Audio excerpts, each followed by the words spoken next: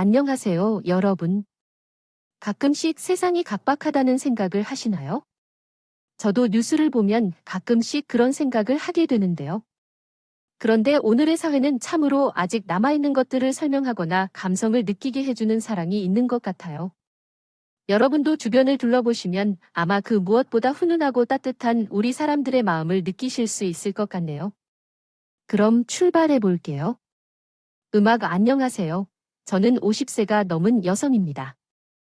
요즘 사건들을 들어보면 기이한 일도 많고 한숨 나오는 사건들도 많더라고요. 사람들이 어째서 그렇게 힘겨운 삶을 살아왔는지 들을수록 제 마음이 가장 아파서 눈물이 나오기도 해요. 공감이 됩니다. 그렇게 해서 이번에는 제가 아들과 함께 짧게 이야기하겠습니다. 최근 있었던 일인데요. 사실 어떻게 보면 이런 것들을 기적이나 인연이라고 할 수 있지 않겠습니까? 제가 겪은 일이지만 믿기 어려운 일이라고 생각하면서도 웃음이 나와 여러분과 나누고자 글을 쓰려고 합니다. 좋지 않은 문장이 될 수도 있으나 살을 붙여 나아질 수도 있겠지만 잘 다듬어 주시리라 믿고 시작해 보겠습니다. 우리 집은 어렸을 적에는 그리 유복한 편이 아니었었습니다. 그 시절 잘 사는 사람이 누가 있었겠느냐, 많은 모두가 못 살던 가운데에 특히 못 살던 배골던 때가 많았어요. 지금은 우리 아들도 이 이야기를 믿기 어려워하지만 쌀이 없어 이후 집으로 가져온 일이 있습니다. 가 빌려야 했고 일집 아주머니가 기분이 좋지 않아 쌀을 주지 않던 날에는 어쩔 수 없이 수동으로 물을 직접 길어 배를 채워야 했기 때문입니다. 그렇게 빈통해진 몸으로 어린아이가 말로 떠돌며 다녔기에 안쓰러워하는 어른들이 많았습니다. 특히 게장 백반을 내던 식당 아주머니가 어린 나를 안쓰러워하며 주셔서 저만 보아도 민수야, 든든한 밥이라도 하나 먹으러 와, 고맙다, 아줌마, 라고 말씀하십니다. 그렇게 천천하게 아침을 보아야 한다고 하시며 아주머니의 따뜻한 배려 덕분에 저는 쓰러지거나 하는 상황 없이 버티게 되었던 것 같습니다. 또 다른 한 가지로 나의 지긋하온 학교 선생님들도 저희 남매를 특히 아름다운 존재로 늘 인정해 주셨었는데요. 옷이 없어서 한 벌만 입은 채로 있던 나에게 자신의 아이들을 위해 옷을 만들어 주었다고 하며 함께 만들었다는 조건으로 옷을 주시겠다고 하셨다. 민수가 말했다. 이걸 다른 친구들한테 말하지 말고 선생님이 너만을 위해 주신 거니까 집에 가져가서 입어봐. 아마 꼭 맞을 것이다. 때어때 감사합니다. 70년대를 생각해 봤을 때 그 시절 어머니들은 옷을 직접 만들어 입히는 경우가 흔했었다. 하지만 우리 어머니는 일하느라 여유도 형편도 되지 않아 그럴 수밖에 없었던 것이다.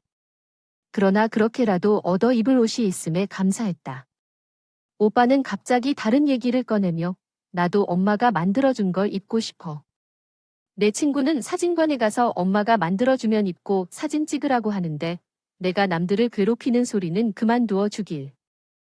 엄마가 얼마나 바쁠 수 있는지 맨날 놓아두는 옷도 정리하고 공부나 해. 그리고 자존심 센 나는 이런 불만을 표현하면 어른인 오빠가 부드럽게 달래고 해줬죠. 지금 생각하면 어찌 그 시절 그리해 어디에도 없이 해맑게 웃으면서 살았겠지. 하지만 그 시절은 참 즐거운 추억들이 많았어요. 특히 학교에서의 추억이 가장 기억에 남는데요. 가장 기억에 남는 건 수업 끝나고 청소 시간에 실내 천창과 창문에 걸어둔 유리창을 닦았던 거예요. 여자든 남자든 차별 없이 이렇게 창문을 닦아 유리창을 만지작거리던 게 일반적이었고 특히 운동 시간이 끝나면 모든 학생들이 참여하는 청소를 했어요. 또 문방구에서 파는 악세를 준비해 가져오곤 했죠. 수업 후 정소 시간에 학생들이 쭈루루 복도에 앉아서 왁스를 바르고 걸려져 있기라도 하고 있었어요. 악스 칠한 복도는 잘못 걸으면 미끄러져 넘어졌을 정도라 놀이시간 10분에는 이 복도를 건너 스키장으로 인양 스키 타고 넣었어요. 그때 뼈를 거리며 친구들과 놀았던 기억은 아직도 잊혀지지 않고 제 기억 속에서 가장 소중한 자리를 차지하고 있네요. 그러던 중 아버지께서 좋은 회사에 취직하셔서 집안 형편이 조금씩 좋아지기 시작했어요. 예를 들어, 민수야, 오늘 뭐 먹고 싶은 게 있니? 오늘은 불고기를 먹을까? 정말 오늘도 할 수 있어. 특히 고등학교에 입학할 때쯤에는 외식할 수 있을 정도로 괜찮아졌어요. 얼마나 행복했는지 당시 학교 앞에 있는 돈가스 집을 매일 가지를 들락거리며 간혹 친구들이 계속 원해줬는데 그게 저에게 큰 행복이었습니다. 또한 당연히 집안 사정 때문에 대학을 포기하려 했던 오빠까지도 당당히 원하던 공부를 마음껏 할 수 있었기에 부모님의 얼굴도 그때서야 밝아졌어요. 오빠는 명성 있는 4년제 대학에 들지 않았지만 그의 관계로 인해 바로 일자리를 찾아 일하게 되었죠. 제 때문에 대학에 가지 못하고 취직하기 어려웠던 시절은 아니었습니다. 그 당시 오빠는 집안을 자랑으로 여겼고 그의 관계로 인해 하루하루 바쁜 사회총 여러 일을 했습니다. 그럼에도 불구하고 어엿한 사회인이 되어 자랑스러워했습니다. 제가 다니던 건축설계 사무소는 연차 대비 월급이 적게 주어졌었지만요. 고준이는 몇 년 동안 남자친구가 없었어요. 20살 중반쯤 되자마자 결혼하고 싶었는데 이제 결혼하든 아니든 아무도 뭐라고 하지 않지만 그때만 해도 노처녀라는 소리를 듣기 쉽게 있었어요. 참고로 제가 제일 싫어했던 말이 노처녀였거든요. 우리 고등학교 동창인 민수가 시집을 갔다는 소식을 들었는데 정말 못생기고 뚱뚱한 그 친구 중에 시집을 안 갈 것 같은 친구들이 하나둘 결혼을 하니 마음속에 조급함이 사라졌어요. 나도 이대로는 안 되겠다 싶어서 그때부터는 부모님이 찾아주신 선배들과의 소개팅을 받아들이지 않고 모든 만남을 거부했어요. 하지만 난 어째서인지 만날수록 이상한 사람들만 만나는 것 같아요. 걸렸어요. 심지어 그는 의사 힘이 있어서 나갔는데 저런 쟤보다 나은 열 피아밍은 많고 벌집 같은 머리카락을 내리게 하면서 정수리가 둥글게 따아있는 남자가 앉아있는 적도 있었죠. 그러다가 우연히 제가 다니는 회사 근처에 새로 생긴 피자집의 사장님을 마주쳤어요. 그 사장님은 저와 비슷한 나이의 사람이었는데 얼굴도 잘생겼고 어울리는 표정이었어요. 그런 식으로 우리 사이는 급속히 발전하게 되었고 어느새 결혼을 앞둔 시기까지 오게 되었습니다. 그러나 결혼 직전에 상상도 못한 충격적인 일이 벌어지면서 결혼에 대해 생각해보게 되었어요. 어느 겨울날 추위가 매서운 손을 따뜻하게 하는 약인들을 내밀며 그 사람 집 앞을 걸어가고 있는데 갑자기 그 사람이 어떤 아이와 함께 차에 타고 있다는 것을 발견했어요. 문법상의 오류를 수정하여 문장을 다시 작성하겠습니다. 열고 내리더군요. 그러면서 아이에게 다정하게 이름을 부르는데 순간 어떤 상황인지 모르겠어 영문을 몰라 하는 그때 아이가 그 사람 어깨에 손을 얹으며 아빠라고 했어요. 아, 익숙 씨. 음악, 이게 무슨 일이에요? 아빠란냐? 내가 다 설명할 테니까 알려줄게요. 그러고 보니 그 남자는 결혼도 한 적이 있고 만남까지 있던 남자였어요. 요즘에는 돌싱남이라고 하는데 그런 남자가 총각으로 속이고 재기적언을 했으니 배신감이 솟아올랐어요. 그때의 충격과 배신감을 도대체 어떻게 설명해야 할지 모르겠어요. 다시는 사람을 믿을 수 없을 것 같았어요. 오빠가 남편이 될 뻔한 그놈의 멱살을 잡고 한바탕 난리를 쳤으며 부모님도 슬퍼하셨죠. 주변 사람들에게는 청첩장까지도 돌렸지만 상황이 좋아지지 않았고 한순간에 상황이 전환되어 판이 넘어가자 그 시선이 매우 낯설고 두려웠습니다. 회사 동료들은 제게 소금을 뿌렸을 것이고 전 어딘가로 도망치고 싶은 마음이 들었습니다. 그렇게 계속되다 보니 점점 마음의 상처가 깊어지고 결국 다닌 회사를 떠나 다른 곳으로 이사를 가기로 결심했어요. 제 발을 디는 곳은 아직 다른 곳에 비해 발전이 많이 되지 않은 작은 주택 쪽이었습니다. 제 옛날 어린 시절을 떠올리게 하는 곳이기도 하며 집값도 비싸지 않아 부모님의 도움을 받아 정착하게 되었습니다. 그곳은 제가 있었던 곳이었습니다.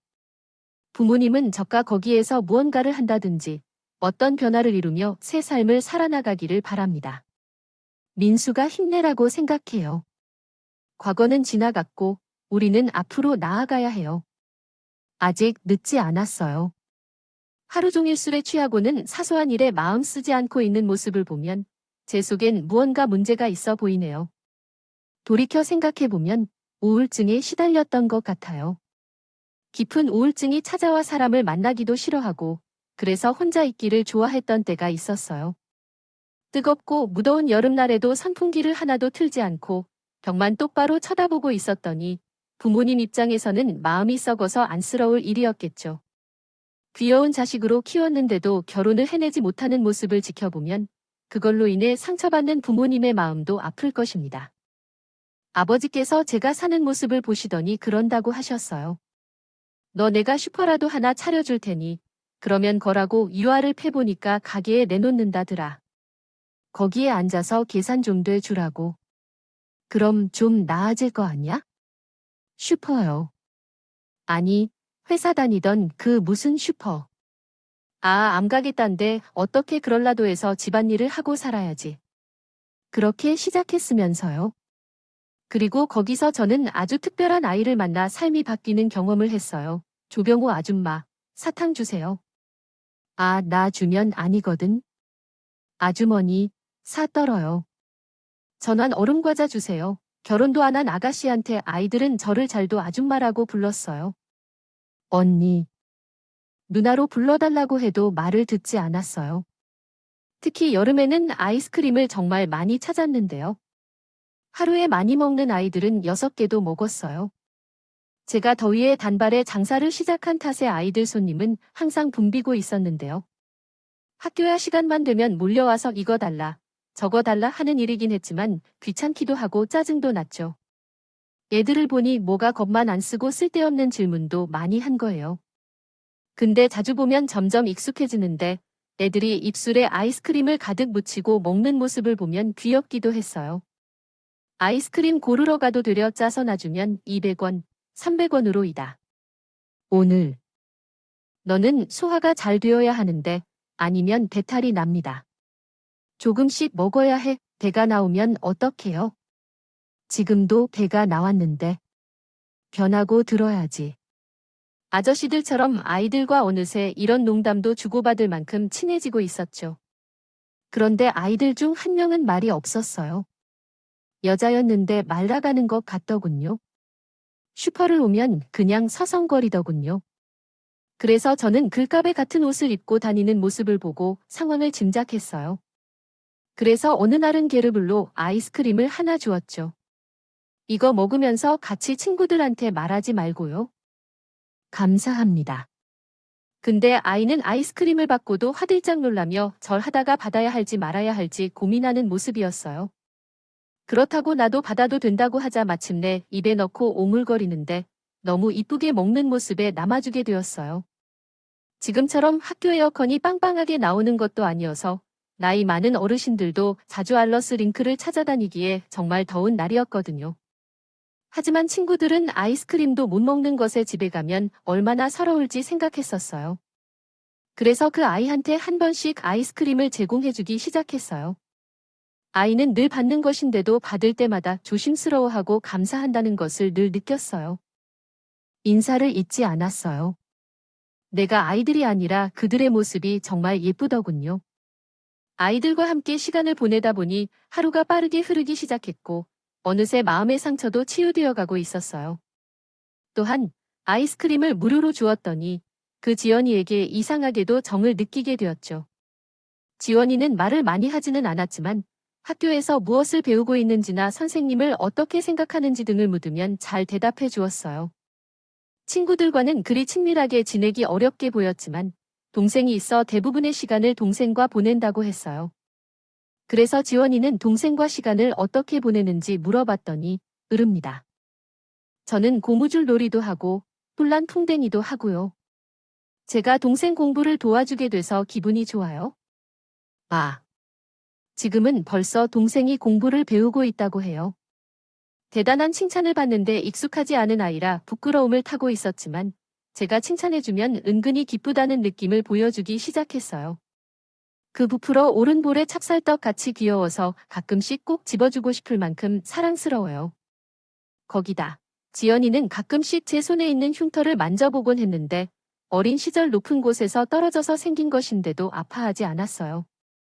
많이 아파요 하며 주저앉고 싶은 얼굴로 보였죠. 그 모습도 예쁘다는 걸 알아요. 근데 오늘은 제가 이야기를 나누고 있는 도중에 옆집 세탁소 아줌마가 엿을 봤어요. 그리고 이렇게 말했거든요. 저기, 그 여자아이가 남에게 해줘야 할 일인가 말아야 할 일인가 모르겠는데 자기 맨날 무료로 주는 거 맞죠? 그러니까 웬만하면 챙겨주지 마세요. 네, 그래요. 어린 건데 벌써 도배를 몇 번이나 스벤에 걸려 혼인을 끔찍하게 하고도 계속 훔쳐가는 거 알아요? 자기가 괜히 차려놨다가 나중에 아이가 돈을 구걸하면 어떡하겠어요? 아, 썰 마세요. 걱정 마세요. 아직까지 물건이 없어진 적은 없으니까요. 세탁소 루이가 이 아이가 이전부터 도둑질을 했다고 했는데 원래 주인님이 오셨을 때 가진 수가 아주 많아. 아무리 달래고 혼을 내도 계속 도둑질을 했다고 하더군요. 얼마나 이칸 있겠냐 하면서 혹시나 그 애가 커지면 어떤 짓을 할지 모르니 조심하라고 했어요. 그러나 그 말을 전 한계로 넘기고 말았어요. 세탁소에서는 아주 많은 원을 쳐서 없는 얘기처럼 있는 것처럼 이야기하시는 경우가 있었고 나는 지원이가 얼마나 착한지를 알고 있었거든요. 그러던 어느 날 그 아이를 다시 마주하게 되었어요.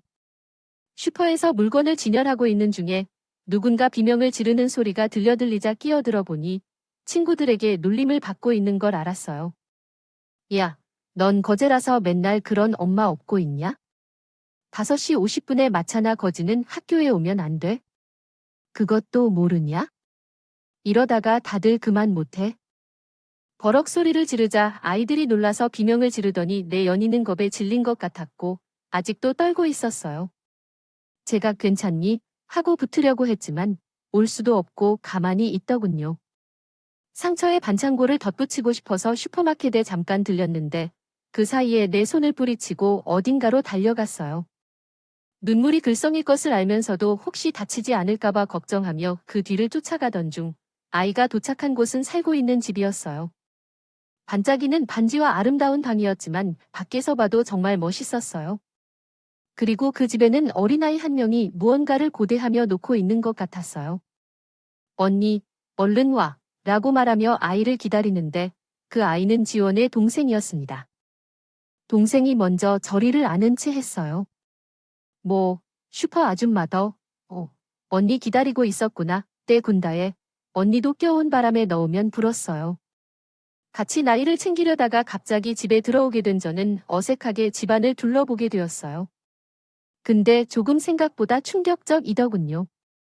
아, 얘들이 배가 고파하는 것 같은데 뭐라도 집에 있나 해서 냉장고를 여니니 냉정과 아는 썩은 음식들이 가득해 악취가 풍기고 있었고 작은 방 안 곰팡이가 새로 있었죠. 심지어 정체를 알 수 없는 벌레도 여기저기 보였는데 이런 열악한 환경에서 두 아이가 그대로 방치되어 있었어요. 얘들아, 부모님은 어디 가셨어요? 일하러 아이 2명을 이렇게 방치해 놓고 있었어요. 부모님은 정확히 어디로 가셨을까요? 나도 모르게 한숨이 튀어나왔어요. 일단은 슈퍼를 그대로 놓고 나올 수 없어서 다시 가려고 했지만 그곳이 계속 떠올라요. 10달러에 뭘 생각해봤자 소용없는데 지우려 했지만 어릴 적 가난한 환경에서 얻은 기억과 상처 때문에 계속 머릿속에 떠올라요. 그러다가 우여곡절 끝에 그곳에서 생겨난 문제가 발생했어요. 슈퍼에서 빵이 하나씩 사라지기 시작했어요. 이상해서 개수를 세어봐도 계속 부족했어요. 당시엔 CCTV도 없고 확인할 방법도 없었기에 해결책은 눈을 떴을 때 범인을 찾아내는 것뿐이었죠. 곰곰이 생각해보니 화장실에 갈 때 문을 열어두고 가는 경우가 있었는데 그때 도둑이 든 것 같더라고요. 그래서 어느 날은 일부러 화장실에 가는 척 자리를 비워두고 누가 들어오는지 지켜봤습니다. 첫날에는 아무 일도 일어나지 않았어요. 그러나 3번째 날쯤 되니 갑자기 어깨를 움츠리고 들어와서 슈퍼를 둘러보던 여자 하나가 있었어요. 그리고 빵을 움켜잡고 서둘러 슈퍼 밖으로 뛰쳐나가는 걸 제가 확실히 잡아버렸습니다. 그러자 내놔라고 소리 질러보는데 그 말은 아줌마 아니라 저 지은이의 빵이에요. 진짜 서열쇠이었어요. 심지어 지원이가 동생 손을 붙잡고 따라오면서 그 도둑질을 한 겁니다. 하더라고요. 지연이는 주인이 된 것처럼 고개를 숙이며 폭소를 터뜨리면서 안절부절 못하고 있었고 나는 잠시 고민이 들었어요. 그런데 지 언니와 동생의 손을 잡고 말했어요. 지금부터 내가 빵 먹고 싶으면 그냥 와서 달라고 하면 돼. 동생도 알겠지? 그럼 내가 줄 테니까 대신 가게에 들어가 성취해선 안 되는 행동이야? 걱정됐어요. 아이가 다른 곳에서 이런 행동을 하면 안 좋은 소리를 듣기도 해요. 다행히 지연이는 재주를 굴리며 고개를 숙이고 알겠다는 표시로 끄덕였고 나는 돌아서 라이더한테 손을 뻗어서 빵과 함께 오늘 챙겨주었습니다. 내일도 아이들을 또 오라며 보냈어요. 솔직히 지원이의 행동에 실망도 하고 아주 낮지만 아이의 집 사정을 정확히 알게 된 후로는 더 마음이 아팠어요. 슈퍼에 자주 찾는 할머니와 이야기를 나누던 중 어쩌다가 지연이에 관한 얘기가 나왔는데 할머니가 그러셨어요. 참, 어린이들이 불쌍해. 그렇죠? 아빠는 다른 여자랑 도망가고 엄마는 계속 몰래 살린다고 하며 맨날 공장에서 일하고 있고 아이들을 돌볼 사람도 없어서 하루 종일 나갈 수도 없고 어린이들이 너무 힘들게 만방에서 지내고 있으니 참 마음이 아파. 하지만 어쩔 수 없어. 그래도 뭐 어떡하겠어. 부모를 물려받은 게 크게 한 탓이든 말든. 그렇게 지연이와의 인연이 지원이 가족이 이사를 가기 전까지 1년을 더 유지했습니다. 그러던 중 마지막 날, 지원이와 헤어지는 나를 잊을 수 없습니다. 지원이는 아주 이쁘고 정갈한 글씨로 제가 나중에 꼭 홀로 사람이 되어서 아줌마를 행복하게 때릴게요 라는 말을 써서 제 슈퍼분합에 붙여 놓았었습니다. 그날 제가 부모님을 보러 가는 바람에 직접 억으로 보고 인사를 못한 게 참 안타깝습니다. 그저 노을이 하늘을 불그럽게 젖은 때쯤 슈퍼 앞에 가서 그 쪽지를 보다가 괜히 코끝이 시큰해졌습니다. 열악한 환경에서 공장 다니며 아이들을 키우는 지원이 어머니를 받고 예의 바른 지원의 동승이 되어 그곳에 살며 배고픈 동생을 위해 노력했습니다. 빵을 훔치던 지원이 모두 제겐 가슴 아픈 풍경이 하나였어요. 그리고 시간이 흘러 그곳을 떠나게 되었는데 바로 사랑하던 사람을 만나면서부터였어요. 정말 엄마 말씀처럼 다 자기한테 맞는 작이 있었나 봐요. 제게도 그런 작이 나타나거든요. 그 동네에서 슈퍼할 때 책방을 운영하는 남자가 한 명 있었는데 기타 치고 책을 읽는 그런 낭만적인 모습이 너무 멋있어 한눈에 반하게 되었습니다. 그리고 용감한 자가 미인을 차지한다고 전 용감하게도 우리 신랑을 차지해 결혼까지 꼴이나게 되었습니다. 아휴, 리미숙이가 드디어 결혼을 안 해? 미숙아빠, 이게 대체 무슨 일이 될까요? 로어아, 그렇게 말이야? 평생 이 기회를 놓치지 않아야 해. 나는 너를 항상 놓치면 어떻게 살아갈지 걱정했었어. 아, 다행이다. 정말 다행이야. 어머니와 아버지는 제 결혼 10주년을 소중하게 여기시고 신랑의 가족도 마음을 들었어요. 그런 가운데 부모님이 저를 가족으로 허락해 주셨죠. 또한 이미 제 뱃속에는 혼자인 아들까지 있었으니 기쁨이 배가 된 것 같아요. 그렇게 해서 상처를 치유해 주었던 고향 같은 말은 조금씩 머리에서 잊혀져 가고 남자친구와 함께 서로 의지하며 일상을 함께 꾸려가기 시작했어요. 남자친구는 책방을 운영하던 사람이었는데 도시에서도 서점을 운영하고 싶었고 저도 직업을 바꿔서 남자친구를 도울 수 있게 되었어요. 남편과 내가 소유한 집은 내 아버지께서 40년 동안 운영하신 분이셨는데 그분의 도움으로 서점을 시작할 때 많은 도움을 받았습니다. 서점은 책을 진열하고 판매하는 것뿐만 아니라 많은 일이 필요했는데 때로는 적자가 나기도 했지만 그럴 때마다 생활비나 경제적인 부분을 도와주셔서 큰 부담 없이 업을 이어갈 수 있었습니다. 그러나 즐거웠던 가족의 행복은 서점 운영이 어렵게 되면서 오래가지 못했습니다. 아이가 초등학교에 입학하는 시기, 남편이 바깥에서 새로운 일을 찾기 시작했습니다. 여보, 미안한데 잠시 바깥에서 세기를 즐길게. 급 나가야겠어. 담배를 피우지 않는 남편이 술을 마시고 늦게 들어오는 등의 행동이 잦아진다고 했을 때 저도 불안해지기 시작했습니다. 요즘 형편이 어려워지는 것은 알고 있었지만 남편이 우뚝 선 채 버티길 바랐습니다. 하지만 남편은 그것을 이어나가지 못하고 계속해서 시련을 겪었습니다. 결국 남편의 방황은 아이가 태어난 후 한 번도 경험하지 못했던 부부싸움으로 이어졌습니다. 내가 언제까지 참아줘야 하는 거야?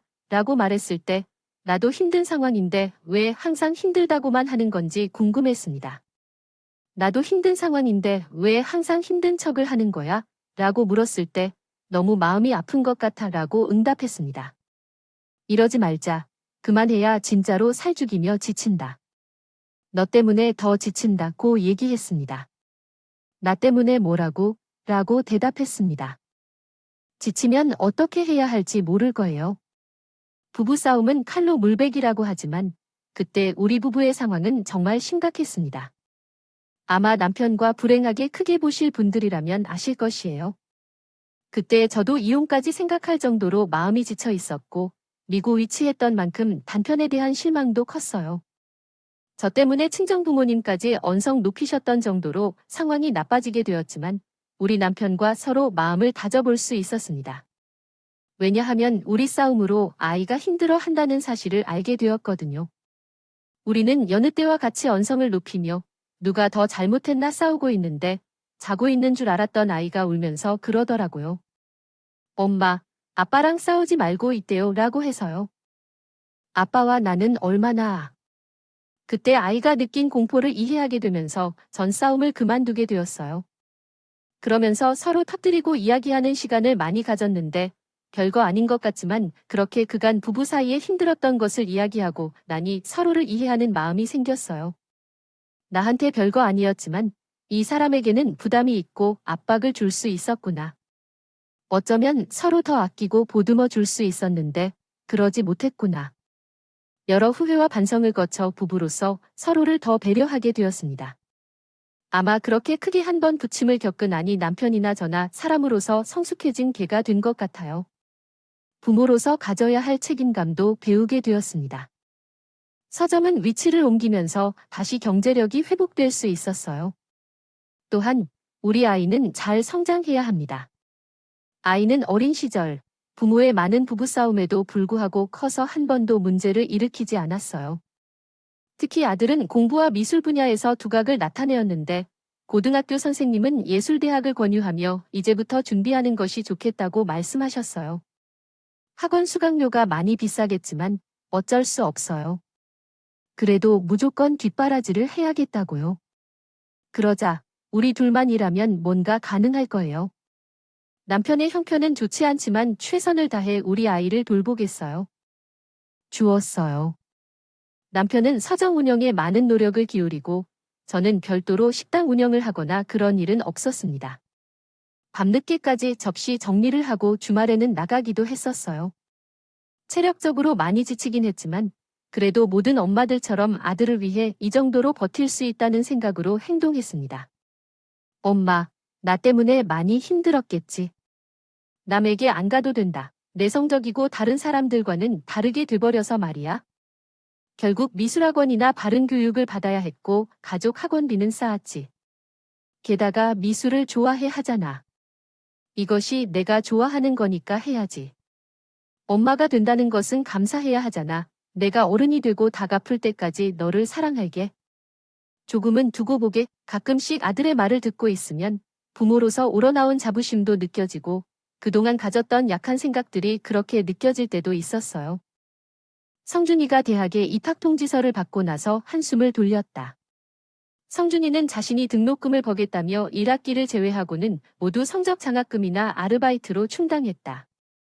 아뿔싸, 공부량도 많을 텐데 등록금까지 신경 쓸 필요가 없다는데 어머니로서 아이에게 이런 말조차 해주지 못해 자괴감이 들었다.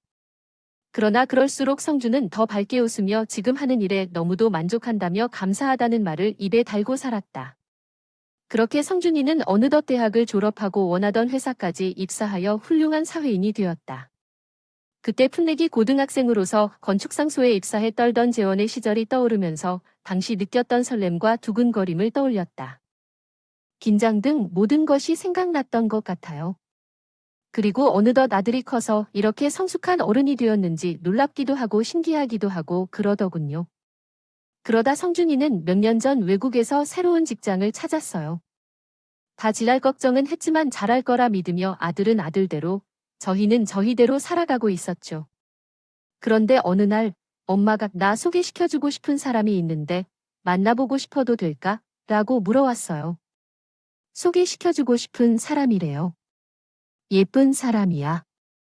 상경의 날짜를 잡고 싶은데 어때? 하는 그 말을 듣자마자 그 순간이 온 것을 깨달았습니다. 아들이 전에부터 여자친구와 함께하는 상태가 됐다는 것을요. 그 사람이 있단 얘기를 해서 이제 며느가 될 사람을 만나게 될 거라 생각했어요. 아들은 예비 며느리가 미국의 대학교에서 박사과정을 밟고 있다고 말했고 만나서 얘기를 나누었다. 미국의 대학교 확실히 그럼 체력도 어마어마한 집이 아닐 테니 제 아니에요 라고 설명했습니다. 그 사람도 조선 평범한 애호였지만 아들이 그렇게 말했지만 아무래도 결혼은 집안끼리의 결합이기도 해서 모르게 긴장되었습니다. 우리 집은 그냥 동네 서점을 운영하는 평범한 집이 아니니까요. 괜히 비교될까 싶어 두려움이 나를 휩쓸었습니다. 그래도 일단 얼굴 보고 인사를 나누기 위해 성견한 날짜를 잡았어요. 그런데 그 순간 아들이 조심스레 이렇게 말하는데요. 저도 모르게 결혼 반대를 외치게 되었습니다. 없어요. 근데 결혼하려는 여자가 저보다 10살이 많아요. 뭐, 10살이나 아들보다 10살이 많다고 생각했죠. 1, 2살이나 여자가 많은 것은 상관없었지만 10살이면 부부 생활하는데 힘든 부분이 많아서 걱정되었어요. 남편과 저는 연애할 때 아무 문제 없이 지냈지만 결혼은 다른 문제가 많아서요. 사소한 문제로도 싸움이 많을 텐데 10살 차이면 얼마든지 어려울 것 같았어요. 또한 솔직히 저도 잘생겼는데 왜 굳이 10살 이상 연상의 여자와 결혼해야 하는지 이해가 안 됐어요. 쓸데없는 충동을 참고 마지막으로 다시 돌아갈래요. 미안하지만 난 안 갈래요. 엄마, 한 번만 봐주세요. 엄마도 보시면 제가 결혼하는 이유를 아시게 되고요. 아, 글쎄, 안 그럴듯하니까 그때 처음으로 저는 아들과 제대로 갈등을 겪은 것 같아요. 저는 10살이나 많은 여잔 절대 안 된다고만 말하고 있고 아들은 한 번만 봐달라며 애거였어요. 아들도 저도 이렇게까지 고집을 부린 적은 처음이었기에 남편이 중간에서 적잖이 당황스러워했죠. 그냥 한 번만 봅시다. 보고 판단해. 아, 싫어하면 좋아요. 세겐이 안 해요. 정말 아들이 이게 섭섭하려고 이런 게 남편이 저를 설득하려 했지만 며칠 내 사버티고 바쳤습니다. 결국에는 아이들이 부모를 이기는 법은 없단다. 아들이 여자친구를 소개하고 싶다며 허락을 구했어요. 어느 날 설거지를 하다가 전화가 왔더군요. 안녕하세요. 어머님, 상주씨 씨 여자친구인데 어머님께서 다름 아니라 제 나이 때문에 마음에 안 들어 하신다고 들었어요. 한 번만 뵐 수 없을까요? 예비 며느리는 그 자리에서 구체적으로 자기들이 어떻게 만나고 사랑했으며 나이 차이를 극복할 수 있다는 이야기를 했어요. 근데 그 후 그런 연락을 제가 귀찮지 않을 정도로 매주 한 번씩 하다 보니 저도 모르게 들떠버렸어요. 아, 그래. 내가 이겼나. 알겠어. 내 맘대로 해. 솔직히 고백하자면 허락은 받았지만 그때까지도 마음속에는 불만이 가득한 상태였어요. 상견례장에 들어선 순간까지 어떻게 될지 제가 괴로운 모태 구실이 있었으면 좋겠다는 생각까지 들었죠. 그리고 소박한 한정식 집에 앉아서 아들과 함께 미국에서 온 예비 며느리를 기다리고 있는데 갑자기 발소리가 들렸습니다. 문이 열리는 순간 며느리와 사돈의 얼굴이 들어왔어요. 근데 저를 향해 환희로 웃는 예비 며느리는 사진에서 본 것보다 훨씬 어려 보이고 참을성이 있는 것처럼 보였어요. 그리고 뭔지는 모르겠지만 어딘가에서 본 것 같은 그런 느낌이 있었어요. 생각과는 다른 외모에 당황해하고 있는데 사돈 어른이 부드럽게 말해주셨습니다. 아, 이제야 만나뵙게 되어 반가워요. 일단 서로 훈훈한 이야기를 나누며 인사를 나누었고 본격적으로 자리에 앉아 음식을 먼저 주셨어요. 하지만 며느리의 얼굴이 계속해서 익숙했어요. 꼬투리를 잡고 싶었지만 낯이 익은 느낌 때문에 계속해서 쳐다보게 되었죠. 그때 대어사의 긴장해서 포크를 떨어뜨려 며느리와 저가 동시에 테이블 아래에 있는 포크를 주워 올리려고 하다 보니 포크가 죽기 위해 아래로 떨어지더라고요. 그런데 포크를 쥔 손은 모두 음식을 먹지 못하고 눈물이 날 지경이었어요. 네, 그랬어요. 어머님. 슈퍼마켓을 운영하지 않으셨나요? 항상 그랬나요? 아, 그렇군요. 혹시 어머님 저를 알아보실 수 없으시나요? 저는 지원이에요. 먼 친처의 지역 출신이에요. 뭐라고요? 여기서 스스로 힘들게 해나가며 예비 며느리는 손을 잡고 업무를 돕고 자신이 지원이라고 소개했습니다. 너무 놀라셨나요? 어떻게 해서 미국까지 가서 공부한 건가요? 물어보니 그간의 이야기를 해주었죠. 그 시절 가난했던 동네를 떠나 할머니가 살던 동네로 이사를 가서 살게 되었다고 합니다. 그리고 수골에서 열심히 공부한 결과로 좋은 대학교에 합격하게 되었고 교환학생 기회를 통해 외국에 가기로 하였다고 해요. 그런데 외국에서 공부하다 보니 훨씬 환경이 더 좋다고 느껴져서 동생과 함께 외국으로 이사하기로 했다고 해요. 그러던 중 그 학교에서 지인의 소개로 제 아들을 만난다고 했어요. 아, 세상을 이거 지금 박사가 되었다는 말이야? 아, 아직 박사는 아니에요. 그 순간 얼마나 눈물이 흘렀는지, 가장 힘들었던 젊은 시절 만난 아이가 상처 없이 잘 성장하고 있는 모습을 보니 그 시절을 생각나 비추도록 몰랐어요. 그런데 영문화된 표현을 번역할 때 주의하여야 합니다.